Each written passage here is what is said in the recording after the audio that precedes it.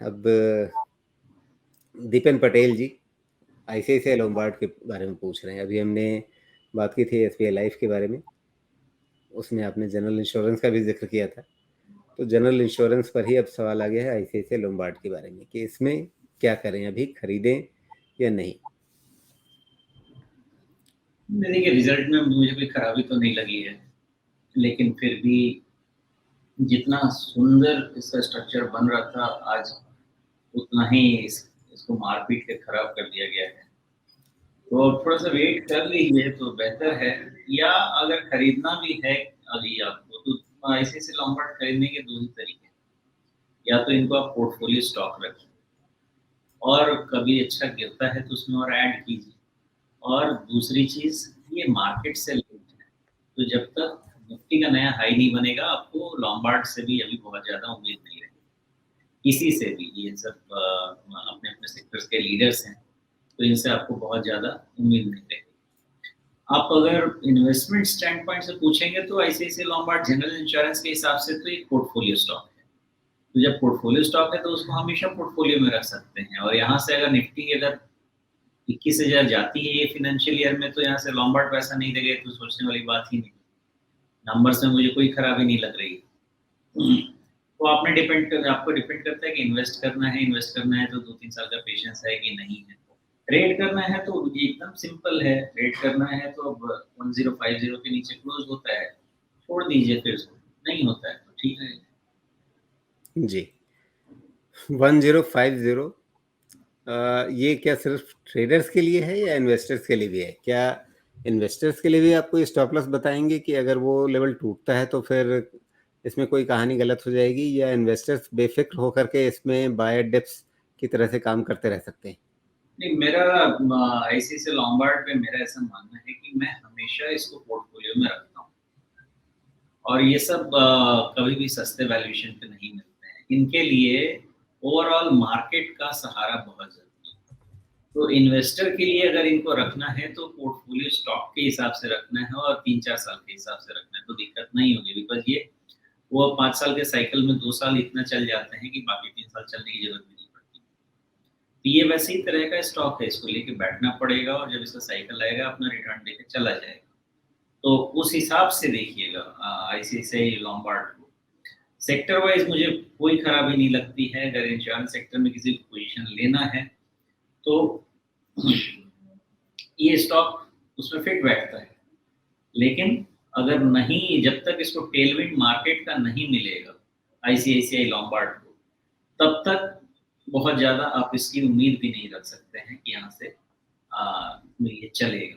तो इसमें पेशेंस चाहिए और मार्केट का सपोर्ट चाहिए। From correction cool off stand point मुझे तो लगता है कि सब कुछ कंप्लीटेड है, अब इसको थोड़ा मार्केट का टेलविंड मिल जाए बस।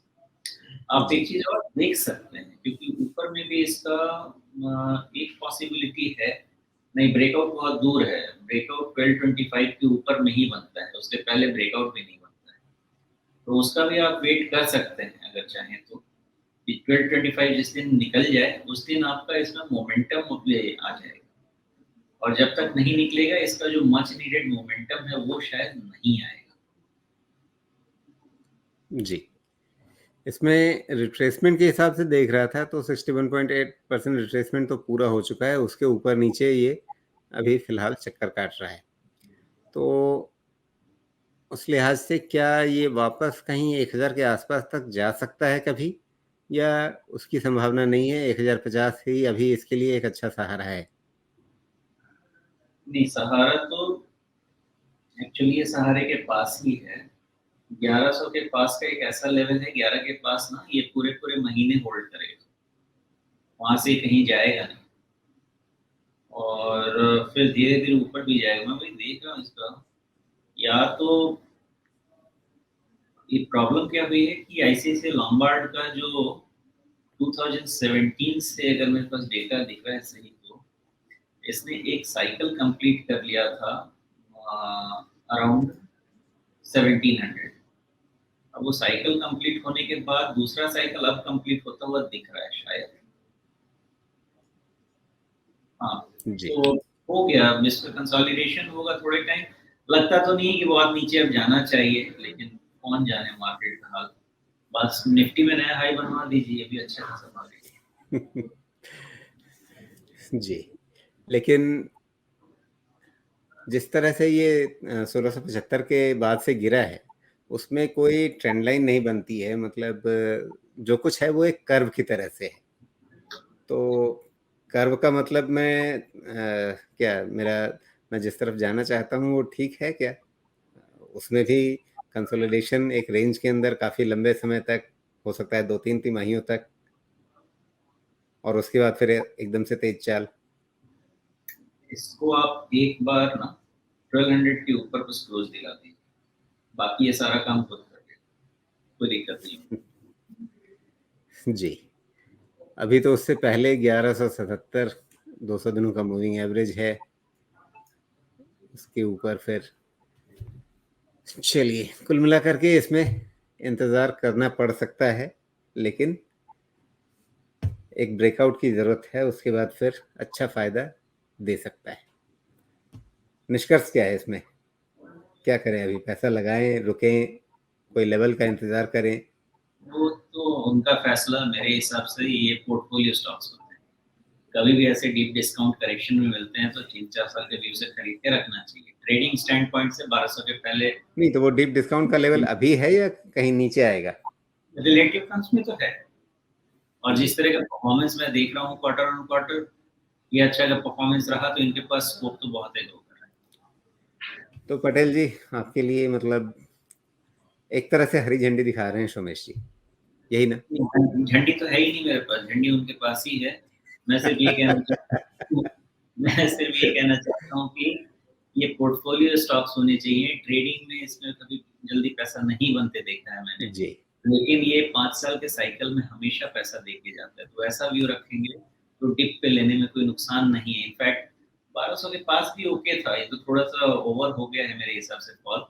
लेकिन मैं कभी ये नहीं कहूँगा कि ये खरीद लीजिए, अब जाके आप अपना रिस्क असेस कीजिए। क्योंकि 1200 के पहले मोमेंटम नहीं आएगा, और फिर भी अगर आपका रिस्क एपेटाइट उतना ज़्यादा नहीं है, तो आप 1050 के नीचे स्टॉप लॉस भी लगा के रख लीजिए। मैं तो जी। इन्वेस्टर हूँ, मैं तो खरीदता हूँ, तो जब तक 3 साल तक बिज़नेस में कोई खराबी नहीं दिखती है, मैं बाहर नहीं निकलता। क्योंकि 3 साल के साइकिल में मुझे 60% का रिटर्न मिल गया, मेरा काम हो जाता है। कभी 3 महीने में ही 60% मिल जाता है, 2.5 साल इंतज़ार करा के। जी, तो दीपेन जी फिर देख लीजिए, आपने बहुत ये तो बताया नहीं था कि आपने ट्रेडिंग के हिसाब से लेना चाहा है या निवेश के नज़रिए से। निवेश के नज़रिए से पोर्टफोलियो में रखने लायक शेयर है, ये बता रहे हैं। लेवल्स ठीक-ठाक हैं अभी, ये भी ठीक है। लेकिन ट्रेडिंग के हिसाब से देखना चाहेंगे या अभी खरीदा तुरंत मुनाफ़े में दे अपने को देखना चाहेंगे, तो वो शायद अभी न भी हो। ये सारी चीज़ें आपके सामने हैं, बाकी जैसा सोमेश जी ने कहा, फैसला तो आपको खुद ही करना है।